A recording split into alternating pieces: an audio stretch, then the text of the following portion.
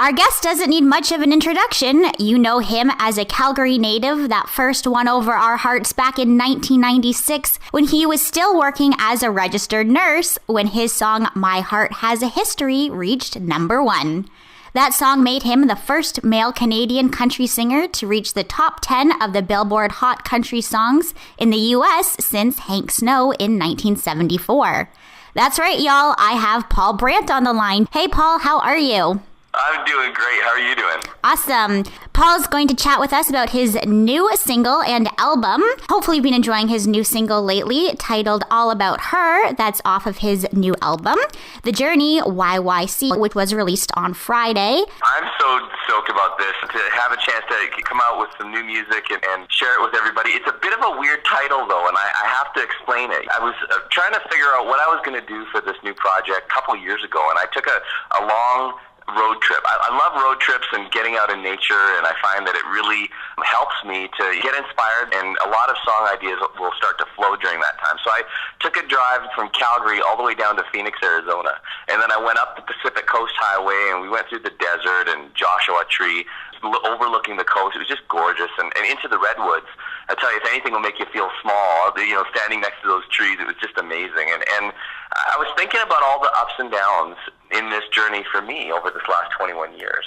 And for me, I think one of the peaks, like one of the big moments for me was the song Alberta Bound.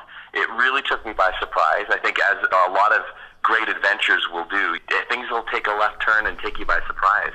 And I was thinking about that, thinking about how when I wrote the song, I was spending my time moving back from Nashville to Calgary. And a lot of my time these days is spent going the other direction. I'm back and forth quite a bit to record and still have a lot of great friends down there. And so I thought, what would happen if I wrote Alberta Bound in reverse? And every time I go to the airport, I've got that baggage tag on my guitar case. I look down, there's 6 letters. It says YYC BNA. And YYC is the airport code for Calgary, and BNA is the airport code for Nashville. So I wrote a song called YYC BNA. The last line in the song is, once you take that trip, you ain't coming back the same. And it's true. Everything changed for me in that move down there. We'll kind of base the name of this project, The Journey YYC Volume 1, but there's another one coming in August. It's The Journey BNA Volume 2, and it kind of completes the entire set. So that's a little bit of an explanation of how it got this strange name, and it's exciting to have it out here finally. Yeah, and that kind of answered my next question about how the album got split into 2 parts. You had so much of an idea that you just couldn't fit it all on one album? Yeah, I really wanted to try and tell the story in a unique way and share this music in a unique way. And for me, my career's kind of been split up into those 2 parts. Spending 10 years in Nashville, that was sort of my Volume 1, and Volume 2 is what I'm in the middle of right now. And it sort of spans all over the place. My goal whenever I write something is I kind of ask a couple questions. One, is there a great story to this? And the second one is, does the world need this? I think all the songs check off those boxes, but they kind of are all over the map when it comes to styles of country music. It's great to finally have it out here. Yeah, I like that you shared the story about your journey down to Phoenix and what all you saw there. I guess that was the inspiration behind the photo shoot that you had. Those are stunning photos.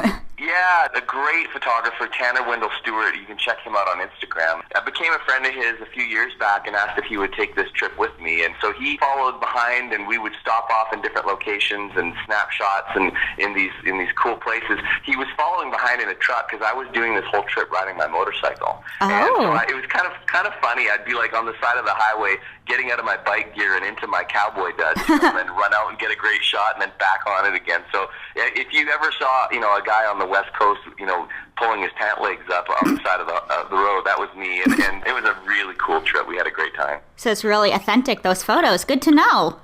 Yeah, it was a lot of fun. It was, I think, a real testament, too, to his amazing ability and talent to be taking all of these shots just with a camera, no lighting or anything like that. Yeah, absolutely.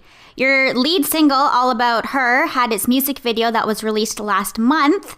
And for my listeners that haven't seen the video yet, it is another, again, authentic to you, realistic video that will give the viewers all the feels, as they say these days. The video features real couples talking about their relationships with added clips and photos of real couples, and even you, Paul, with your wife over the years. How did this idea come to be? I've worked with this video producer a number number of times. It was Joel Stewart. Joel is a great guy, and we've worked on videos for songs like Leavin' and Alberta Bound and Convoy and Home. So we've worked together all over the world. He worked on this one, and we were talking about how can we get people's stories to be a part of this video. And some of the people in the video I know quite well. The older couple are actually Liz's aunt and uncle, and Al and Kim, who just share an amazingly emotional story, and I just think are incredible people, incredibly brave, are good friends of ours, and they agreed to come and be a part of this. And one of the couples we basically met through Facebook, so like it was kind of all over the map. Just fun to kind of give people a forum to talk about how much they care about each other. And I've been hearing a lot of comments after people watch it that they've kind of joined the Ugly Criers Club. I mean, it's a little bit of an emotional one. Absolutely. It's a great music video, and it is upbeat, but if you actually give a good listen to the lyrics, it is really romantic. I got in the room with the co-writers for this, Seth Mosley and Ben Stennis, and they're super talented guys. I hadn't met them before. I was introduced to them through Brad Rempel with High Valley. It's kind of weird when you get into a room to write with somebody who you don't know. You're kind of burying your soul. It's a great way to break the ice to start talking about relationships. They asked me about Liz and how we met, told them the story of how we got married, and then Liz moves to Nashville, and we have a honeymoon and get our apartment set up, and then she gets on a bus with 11 smelly musicians, and we do 180 shows a year, and we were gone. She has been just such an incredible friend and partner through the years, and I respect her so much. I mean, it's been 21 years, and now the craziness in our lives is filled up more with chasing kids around. I wanted to kind of fit that into this song. I think at the end of the day, we felt like we had something pretty special, and it's been great to see the way it's being received. Which other song is a favorite of yours on the album? There's one coming up. It's tough to pick. They kind of are like your kid. You like them for different reasons. Mm-hmm. But there's one coming up on Volume 2. The next day after All About Her was written, Brad Rempel came in and wrote with all of us. And we were talking about those moments that you never want to see them go away, but you know that time has to pass on. Those times where you know you're moving to another phase of your life, and there's a feeling of joy, and at the same time it's kind of bittersweet. And we were talking about that idea, and all of a sudden this song started to come out, and I think people are going to really get into it as well. Alrighty, we'll keep our ears open for that one. I always like mentioning to my listeners when I hear about artists using their platform to do good deeds. Now, you and your wife launched the Not My City campaign, which advocates and facilitates on behalf of women and children who are sexually exploited, and you have your own foundation called Buckspring. How can my listeners get involved in that?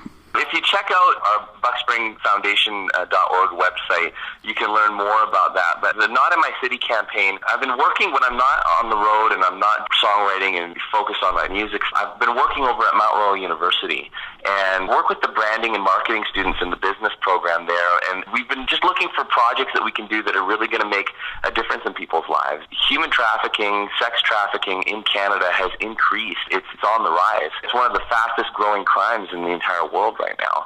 And it seems overwhelming. And it was like, how can we do something about this? How can we do something to try and fix this? And it comes down to the way that we value each other and the way that we respect each other. So we came up with this idea for the Not in My City campaign, and it's been incredibly successful. Last year it raised over $250,000, and it's looking like it's coming up to $1 million this year. People are wearing the bandanas you'll see on the website at notinmycity.ca to raise awareness, and that's one great way to get involved. You can check out notinmycity.ca, and there are also a number of shareables on there for socials that people can use to kind of spread the word that this kind of thing is not okay, and we need to stand up for people who are vulnerable. So it's been exciting. The fans have partnered with us, allowed me to do my music, but also make it do something even better for other people. Yeah, I'll definitely check that out. I have heard of Not in My City before, but I definitely want to get into that a little bit more, and know that you're behind that is awesome. Cool. Yeah, we're going to be launching our Phase 2 and are excited to try and move this across the entire country.